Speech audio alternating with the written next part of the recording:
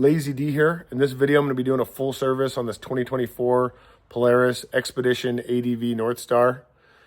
This particular unit's due for a break-in service. I'm going to go over the service intervals here in a minute. If you want to find a particular section of this video, you don't want to watch the whole thing, I'm going to break it up into chapters so you can use the slide bar at the bottom of the video to find that. All the components, tools, or parts that I need and I'm going to use, I'm going to put affiliate links in the description so you can help support the channel by using those links to buy the products. If not, I'm just glad to get the information out there. Like, comment, or subscribe really helps me out as well. To get to know your machine a little bit better, make sure you watch the inspection portion of this video. I'm going to go over where a lot of components and things are that may be important for you to know. So here's our service manual and Polaris's maintenance schedule. This particular table is for the initial break-in service, but there's a note up here. It just says vehicles subjected to severe use must be serviced at 50% of their stated interval. Examples of severe use are frequent immersion in mud, water, or sand, constant high RPM use, prolonged low-speed heavy load operation, extended idle, and short trip cold weather operation. So for our break-in service, we're going to replace the engine oil and filter, the front gear case fluid, transmission fluid, inspect the clutches and drive belt, and that is it. Here's kind of the typical service that you're going to do. They recommend every 50 hours, 1,000 miles after, or yearly after the break-in service. This is a step down in service intervals from what the Polaris Rangers are. I know these engines are pretty similar, but Polaris is recommending to do an engine oil change here every 50 hours. And if you did fall into the severe use, that would be every 25 hours, which is pretty frequent. I don't know if I would recommend that unless you're really hard using your machine. A lot of these things can be maybe mitigated a little bit if you were to like check the oil condition, if you're comfortable doing that. The safe bet though is to follow the service instructions.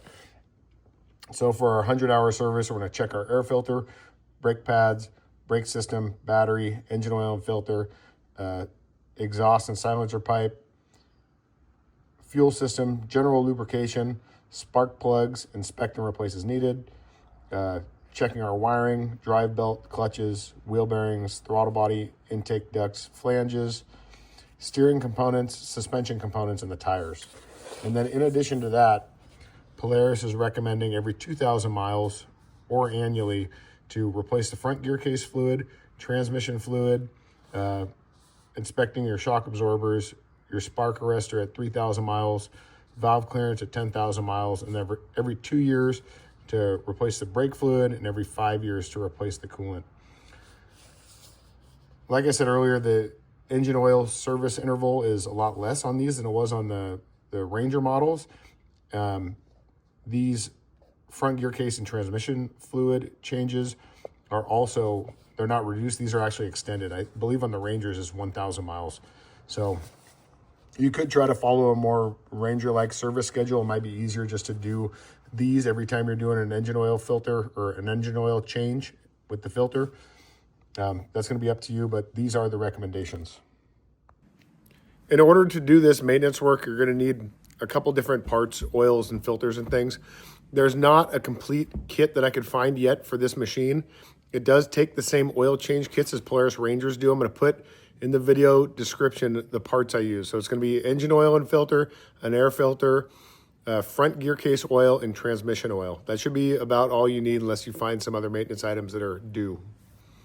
When you're doing service work, it's important that everything's clean. This unit's pretty clean because it's pretty new, but if your machine is pretty dirty and you're doing a service, you're going to want to clean, especially around the areas where you're going to be working, changing oils as best as you can. So I'm going to point out a couple areas. Down here on the passenger side front, you can see right there is our front gear case fill plug. So you want to clean around that. And I'm going to blow out with some compressed air. There's some grass and stuff down there, but the drain is directly below it. If you come to the back, the transmission fill is right here above the hitch. So you'll want to make sure that area is clean. Spending some time to clean all your suspension, steering components, and everything out pretty much all the way around is going to help you identify any upcoming maintenance items or things that are wearing. So I would definitely spend some time pressure washing and blowing out your machine. It's going to make your work a lot cleaner and better, and overall a better experience servicing your machine. First thing I'm going to do is drain the engine oil. I always let engines warm up a bit so the oil's a bit warmer and drains out a bit quicker before I do this. So maybe run it 5-10 minutes and then go ahead and do this. Underneath this machine, there's a skid plate here, and you can actually drain the engine oil through this hole here without taking the skid plate off. But to get to the oil filter is up under here. So I'm going to go ahead and take this skid plate off. There's 9 10mm headed screws or bolts here, and then I'm going to pop this plate out. Obviously, if you're working on the ground, you're going to have a little bit less clearance. It may be useful to get some of those drive up ramps to get a little bit more room to work so you're not so far on the ground, but you could definitely do this on the ground. In addition to the 9 10mm headed bolts, there's one screw here that's a T40 you'll need to take out as well. Now that I have this skid plate out of the way, I'm going to reach up here with a 6mm Allen and loosen our engine oil drain plug.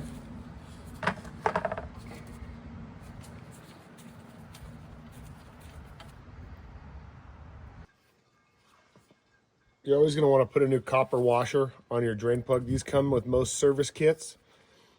If you don't have one in your kit, this is an M12 size. Usually I let it drain until it looks about like this or until the oil is dripping. You could wait for every drop to come out, but it's pretty minimal remaining at this point.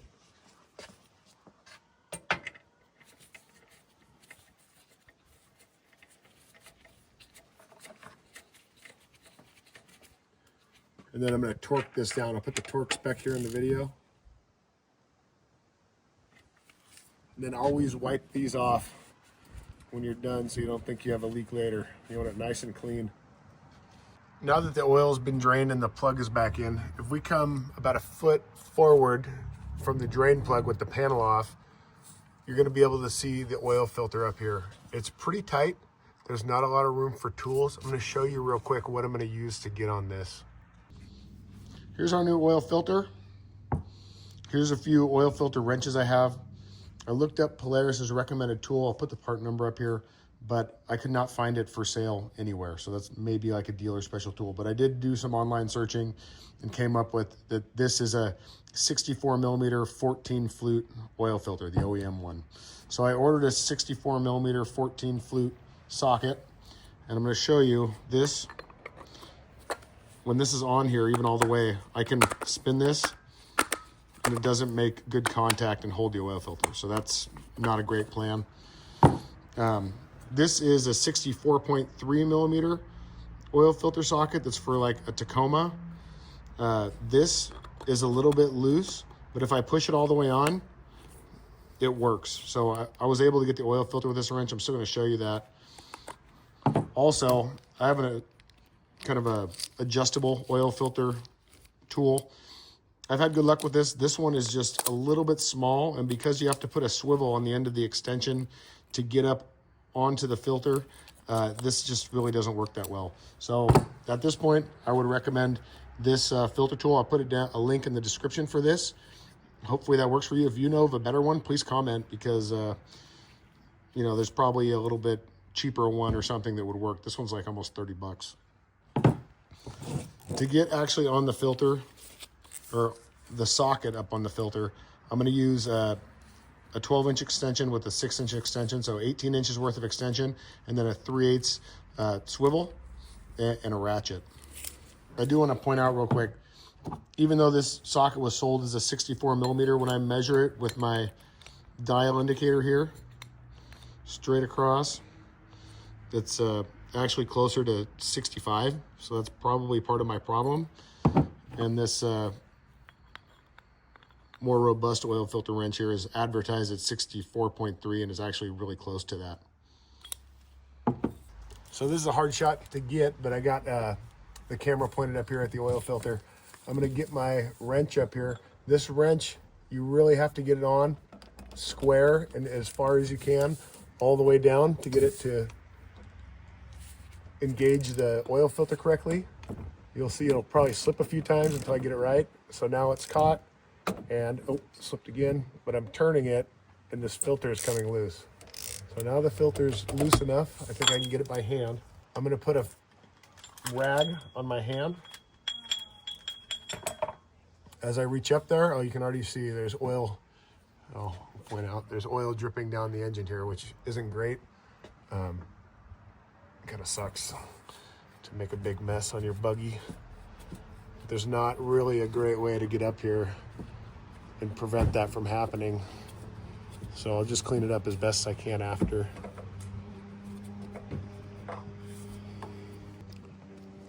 You always want to check the sealing surface up there where the oil filter seals to make sure the oil filter O-ring or sealing O-ring isn't stuck up there. If you double gasket an oil filter, you have the potential of leaking a bunch of oil out and having engine failure, which you definitely don't want.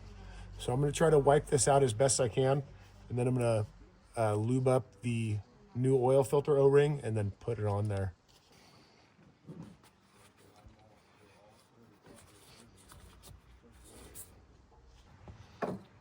So I got my new oil filter lubed up. The manual definitely says clean oil. A lot of times I use a little bit of old oil. This is just to prevent the O-ring from sticking and seal a little bit better. I'm gonna go ahead and put this on. I'll put the spec up here for how tight this is supposed to be. I'm just gonna do it as tight as I can by hand.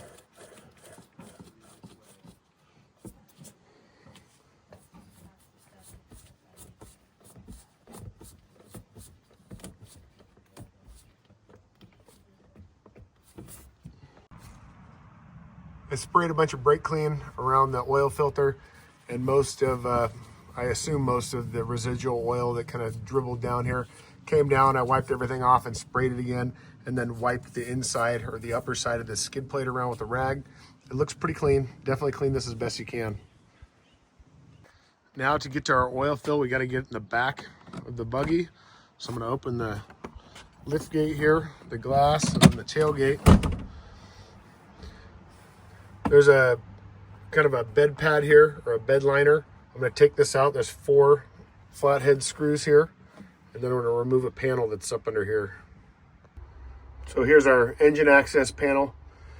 There's 4 like 3/4 turn flatheads here. I'm going to take those out and lift this panel out.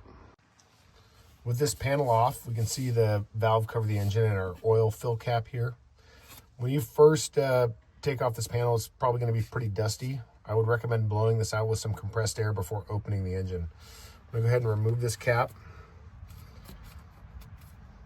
The old caps on like the Rangers and the older 1000 engines were like a 1/4 turn style. This one's actually threaded. I want to point out too, when you open this cap, there's kind of a tab here. So it's a little bit difficult to get a funnel in there. I would recommend when you're putting your funnel in here and filling with oil, you really keep an eye on this to make sure you don't overflow this fill hole and pour it all down your engine. The oil I'm using is this Polaris branded PS4 Extreme. I'll have a link in the description of this video for this kit if you want it. They don't really sell a full service kit for this unit yet, but you can kind of put one together.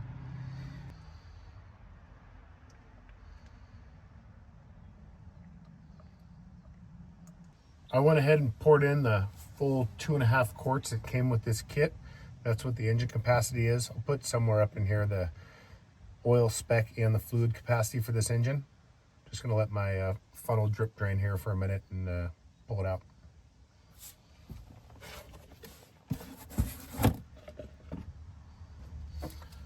I'll go ahead and put my oil cap back in. This can be a little bit difficult to get threaded in. You got to push it down a little bit to get it started, and then just thread it on down until it stops. Just snug it up. It's gonna be good. I'm gonna check the oil level before I start this. So we're at the passenger rear wheel. Here's our dipstick. Let me get you set up on there. So I'm just gonna open this, pull it out, wipe it.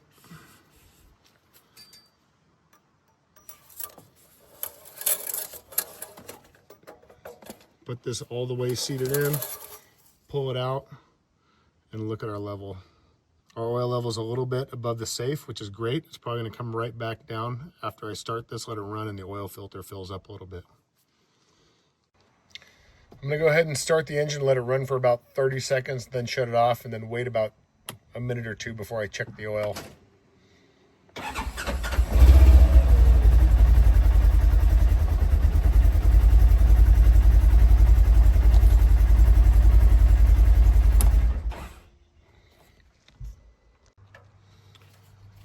Now that we've let the engine sit for a few, I'm going to recheck the oil level. Pull it out, wipe it, push it down, make sure it's all the way seated. Pull it back out, and there's our level. So our level is right in between the upper and lower holes on this dipstick, or just below the upper hole. So that's perfect. Make sure you check everything we worked on for oil leaks. Look at the ground, make sure you got none dripping, and you should be good to go. Next up here is our transmission oil change. Below the muffler and above the hitch, if you look back in through the frame here, you can see our fill plug. This is an 8mm headed Allen. It's always a good idea to get fill plugs out before you remove drain plugs in case you strip this and you can't refill it later. So there's the fill. Down here, I still have the skid plate removed. In between the center of the rear here, rear wheels, there's an 8mm drain plug here. So I'm gonna go ahead and remove this and drain the oil out.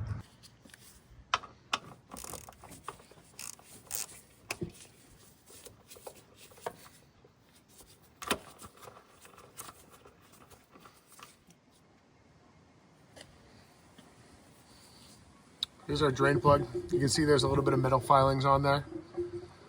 Pretty normal amount for a break-in service. This is why it's important to change this fluid early and often, is because anything that builds up on this you want to wipe off, so this magnet's effective at catching small metal particles.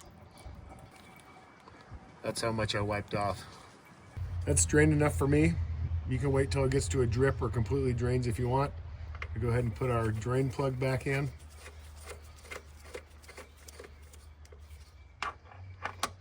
And then tighten this down. I'm gonna wipe this clean. We don't want to think later on we have an oil leak when we don't, because we didn't wipe off the drain plug. Okay, our fill plug's also an 8mm Allen.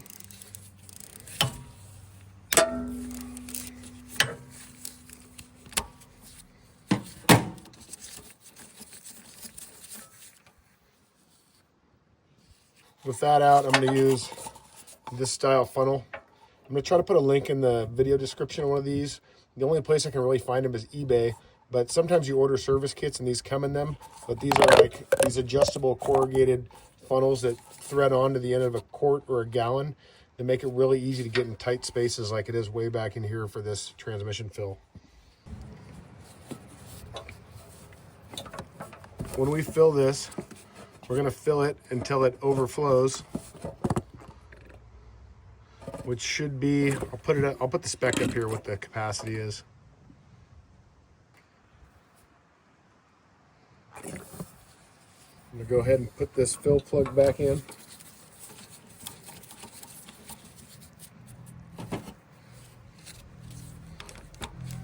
And torque this plug. Now I'm going to spray this down with brake clean to get any spilled oil cleared out of here.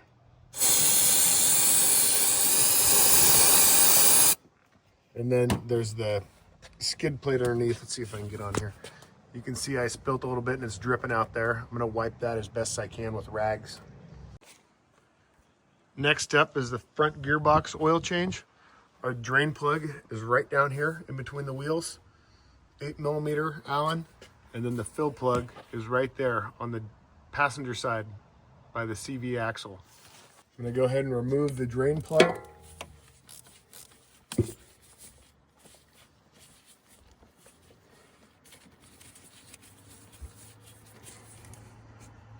That's the amount of metal filings that were on this that the magnet picked up. I'm going to be sure to wipe this clean before I put it back in. Now that this is down to pretty much a drip, I'm going to go ahead and put our drain plug back in.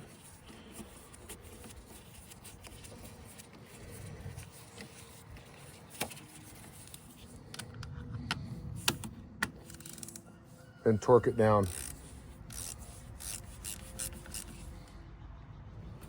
And of course, I'm going to wipe this out. Make sure we get any oil out of the way so we don't think we have a leak later. Now I'm going to go ahead and remove the fill plug. 8mm Allen again. Make sure I have this set all the way in there.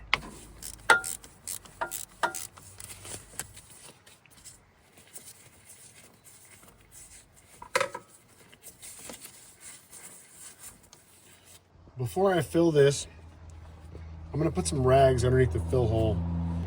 This is because we're going to fill this until it overflows, and it's pretty hard to wipe it out from underneath the front gearbox here. So if I can try to catch it all, save me some time in cleaning.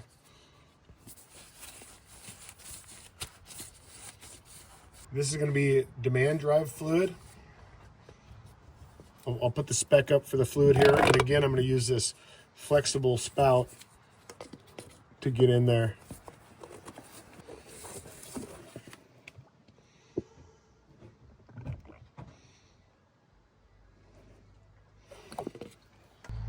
Pretty hard to see back in here. You might want to use a flashlight to verify that you are completely full, but it should be at the bottom of the threads of this hole. I'm gonna go ahead and put my fill plug back in.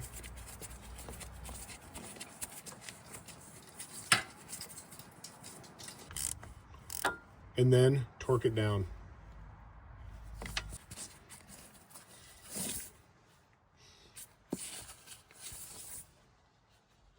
Caught quite a bit of oil I spilled with those rags. I'm going to spray this off with brake clean. In order to service our air filter, you got to access the box, which is at the left rear fender well. Before I open this and do the filter replacement, it's important when you're doing filter replacements to check a couple other components. It's a little hard to see, but down in here is like a dust ejector. So you want to squeeze that. This is like a one-way check valve, so if a lot of debris ends up in here or water, it can drain out. So you want to make sure this is present and clear. So that is. Also, you're going to want to inspect the air ducting that goes from the filter housing back in here over to the throttle body up in there. You want to make sure this is all connected and everything looks tight. It's pretty busy in here, so it's a little bit hard to see it all, but look around and just make sure everything looks like it's in place. In order to access the air filter, there's 3 of these half-turn latches here, so I'm going to turn them counterclockwise, half a turn each,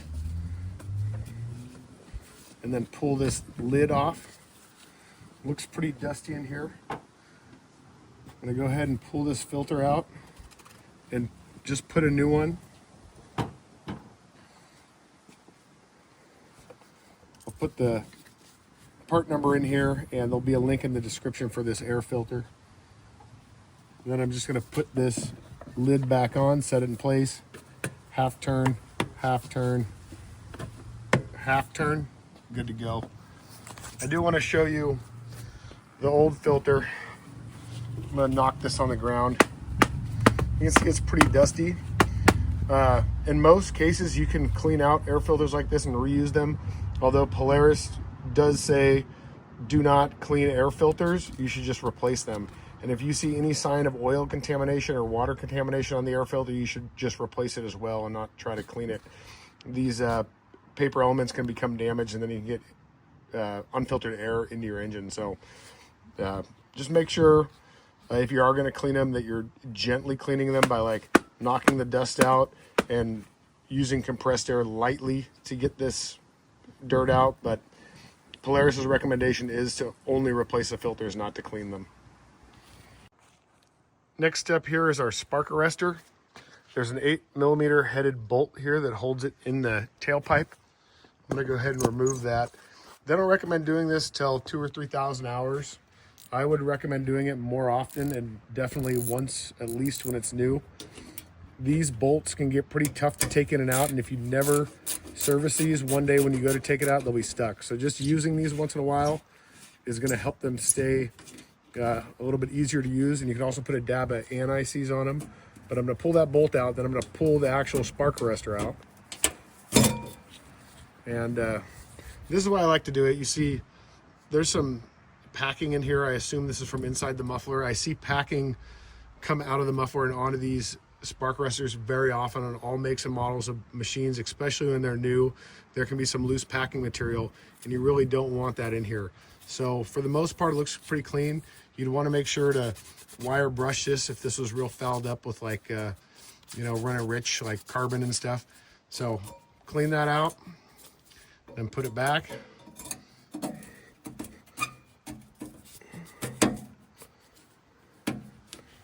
And then I'm going to put our, now I'm going to put our bolt back in.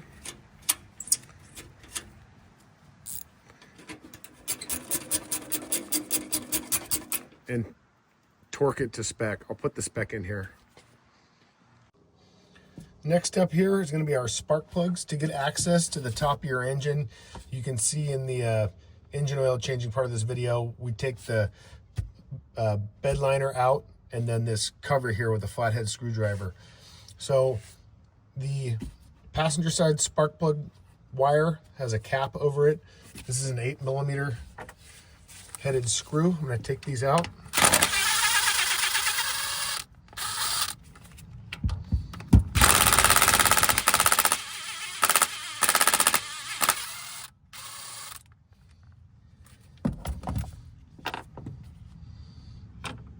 Now I'm going to take both the spark plug wires off.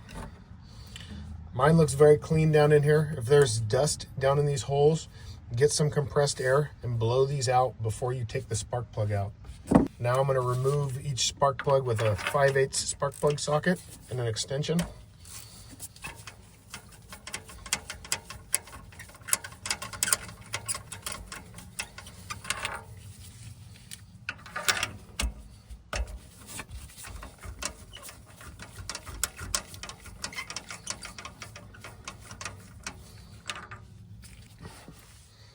These spark plugs have some blue marking on them. I've not seen that before. I assume that's some assembly marking they do. I'll put the spark plug type in here. These look pretty good. I don't see any wear on the electrodes. I'm going to go ahead and just replace these. They're a pretty cheap maintenance item, and they're kind of not the easiest thing to get to. I mean, they're not terrible, but I like just doing these, especially on a new engine. Most service kits, if you can find them, have these included, so I like to just do them, but you could re-gap them and clean them. I'm just going to run these down as far as I can by hand first.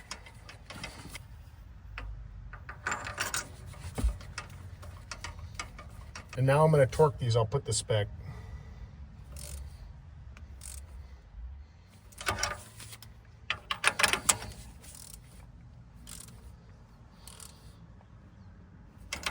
Now I'm going to reinstall our spark plug wires.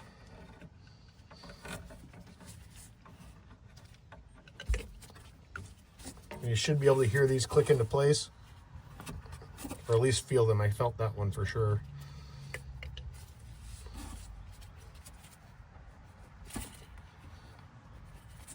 Now this cap here with our 8mm headed screws. You'll see these 8mm headed screws have blue Loctite.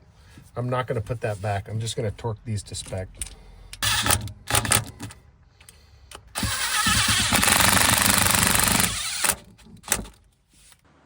So as part of the service, there's a lot of things that are inspection items.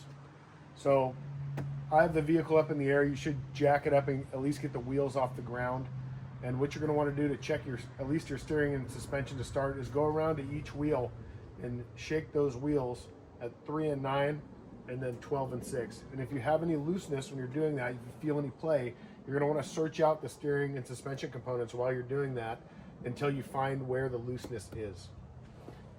I'll put the tire pressure specs in here. You're going to want to inspect your tires. I'll put the minimum tread depth and the pressure spec.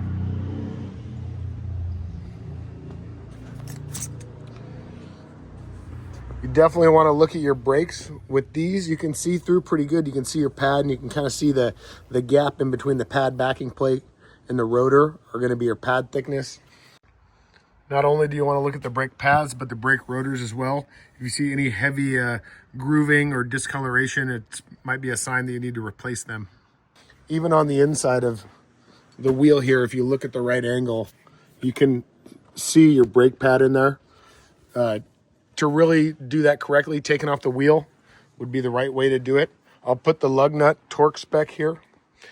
While this is up, you want to look at all these components inside. It can be a little overwhelming. There's a lot in here. But any moving parts, hoses, wiring, steering boots, axle boots, bushings, your brake fluids here. I'll put the fluid spec here. You want to make sure that's in its range. Up here is the radiator. You want to look in there, make sure that's clear. I'll show you how you can get a little bit better access to that in a minute. You definitely want to take some extra time to get to know some of the components on your machine.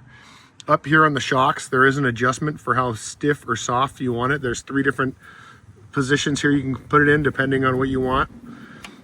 Might be something to play with. This one's, I think they come from the factory, and this one's set at the number 2 setting, which is right in the middle. Number 1's a little bit softer, and number 3 is a little bit firmer.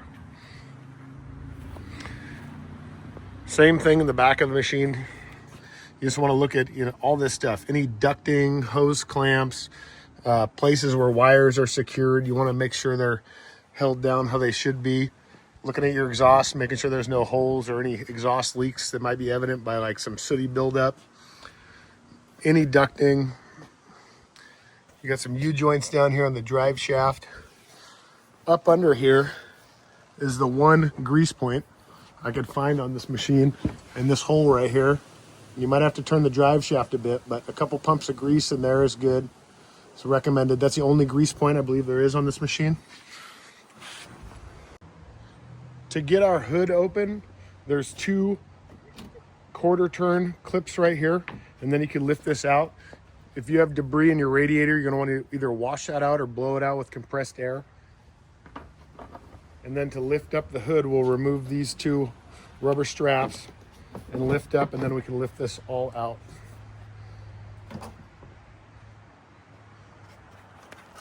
Under here, you'll find your HVAC filter, your washer bottle, if you want to fill up your washer fluid.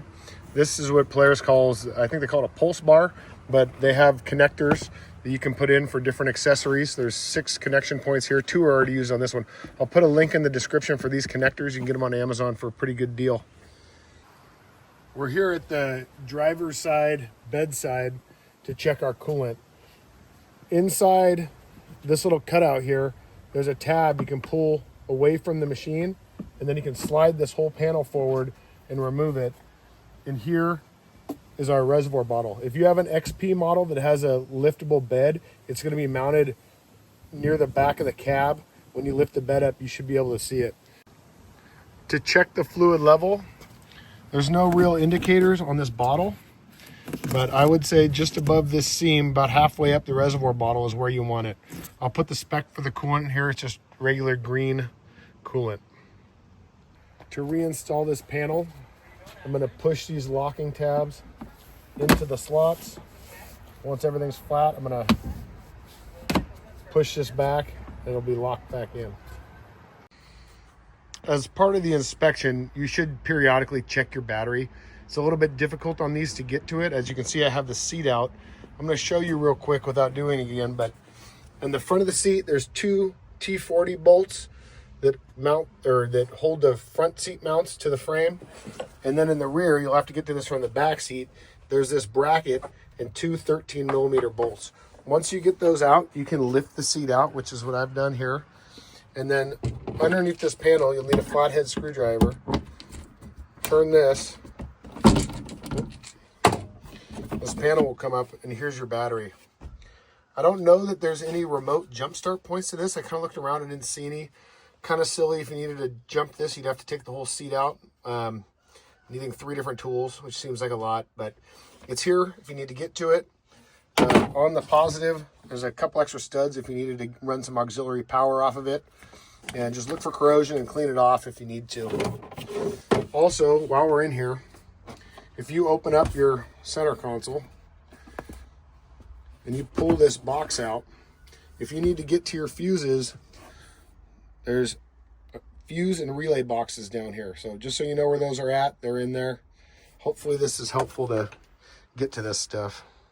So in this clip, I'm going to show you how to reset the maintenance interval reminder. I'm going to turn the key on. If I navigate this menu once it gets here, sorry it looks a little flashy, it's because of the filming, it doesn't normally look like that. So I'm going to go to service there. You can see our service hour countdown has gotten to 0, which means we're due for service. To get to the service reset, we're going to hold down the middle button. It's going to bring up a menu, and now we're going to navigate these options. This is where you can change your units from miles per hour to kilometers per hour, Fahrenheit to Celsius. You can set your clock. You can do the backlight level you can change for the display, and here's our service hours. So now I'm going to hold down this middle button again. Oh. Nope, let me try that again. So I'm going to hold it, get the options, service. I'm going to single click fast. And once you've done that and this is flashing, now we can select how many hours we want it to go. So the minimum is 5. You can turn it completely off. The maximum is 100. I'm going to go ahead and set this one to 100. Now I'm just going to click the middle button again, and it's been set at 100. And if I go, if I leave this menu, exit, we can see now our service reminder is set back to 100 hours. It's going to count down, and then this wrench is going to come up again, indicating that a service is due when that timer finishes. In this clip, I'm going to show you how to inspect and or replace the belt. The first thing I'm going to do is take this ducting off. All I got to do here is take this hose clamp off and this hose clamp off, and I should be able to remove this ducting so I can get to this outer cover and take all the perimeter 8mm headed bolts out of the cover.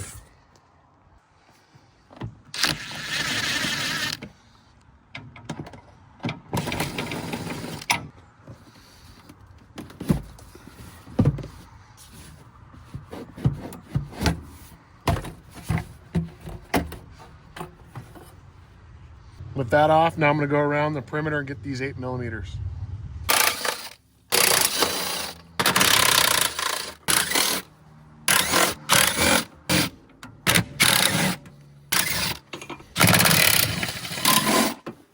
This one in the back I got to get with a wrench. And this one way up here.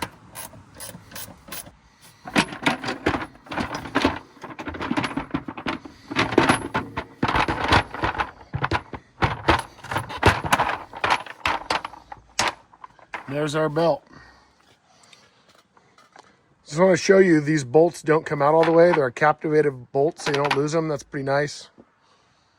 Now we're looking at our primary and secondary clutches here and our belt. I'm going to take some compressed air and blow this out. There's usually a lot of dust in here. It's good to get that cleaned out.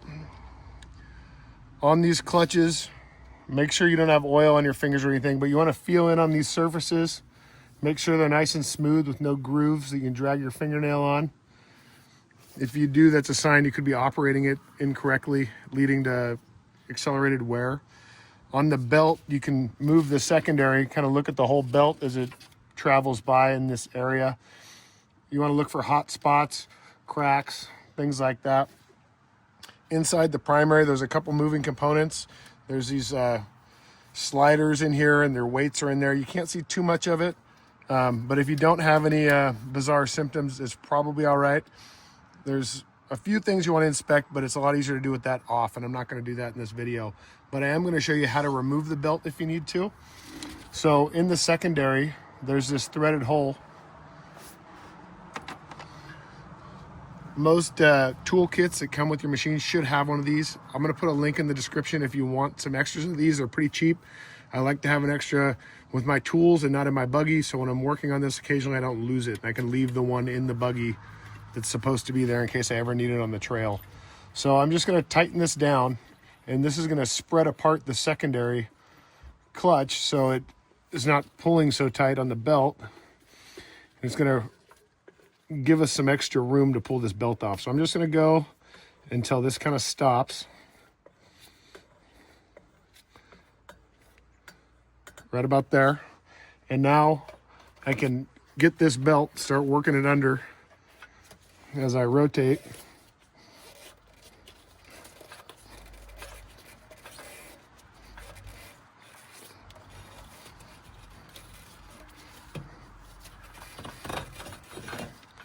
Rotate it like that. And then should be able to get this out around the primary. Now, take note of which way the lettering is. Usually I see these installed where if you were facing the top of the belt from the outside of the machine, you'd be able to read this the correct way. So whichever way you pull it off, put it back on the same way, because these kind of wear in. It's important that you do a break-in for these. I do have another video on different Polaris clutches that goes kind of through a break-in procedure, but basically light use for about 50 to 100 miles. This belt looks good. I'm gonna go ahead and blow this out now, and then I'm gonna put all this back.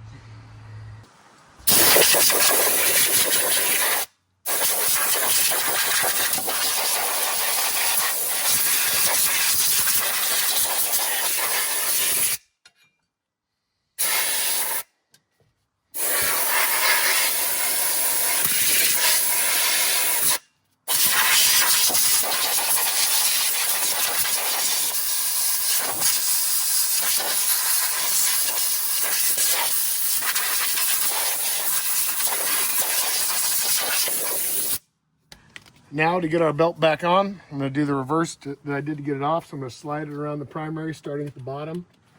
There's a plastic piece of trim you need to get the belt under to get onto the primary. And then I'm going to stick it on the secondary, making sure it's seated all the way in the primary, and then rotate this around.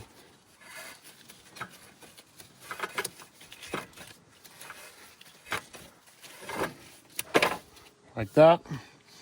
Now I'm going to loosen up this tool from the secondary, and it's going to grab the belt pretty low where it normally wouldn't be when it stopped. So this is going to come out real easy.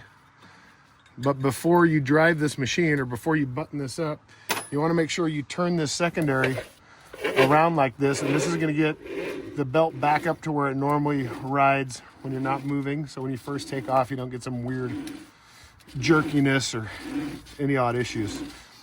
So now it's back up. It's about flush, the outside of the belt with the top of the secondary.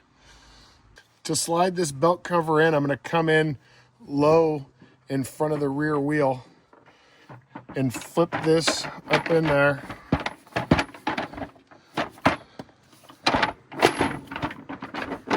It's a little bit of finagling, but it's not too bad to get this piece in and out.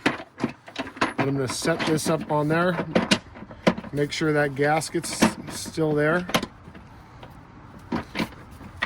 Start these by hand and then cinch them down.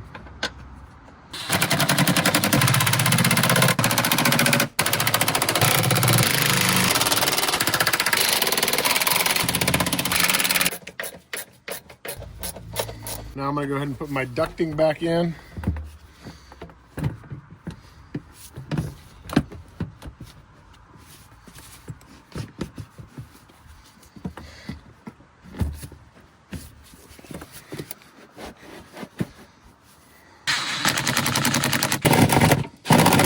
Another thing I want to point out real quick before we're done here, there's a dust ejector, kind of check valve right here. You want to make sure that this is clean and in place. If not, dirtier air is going to enter your clutches for cooling. So just make sure it's there. These things pop off pretty easy. Their function is to let either water or dirt exit this ducting if it does end up in there. Hopefully this video was helpful to you. If it was, please like, comment, subscribe, and share. Thank you.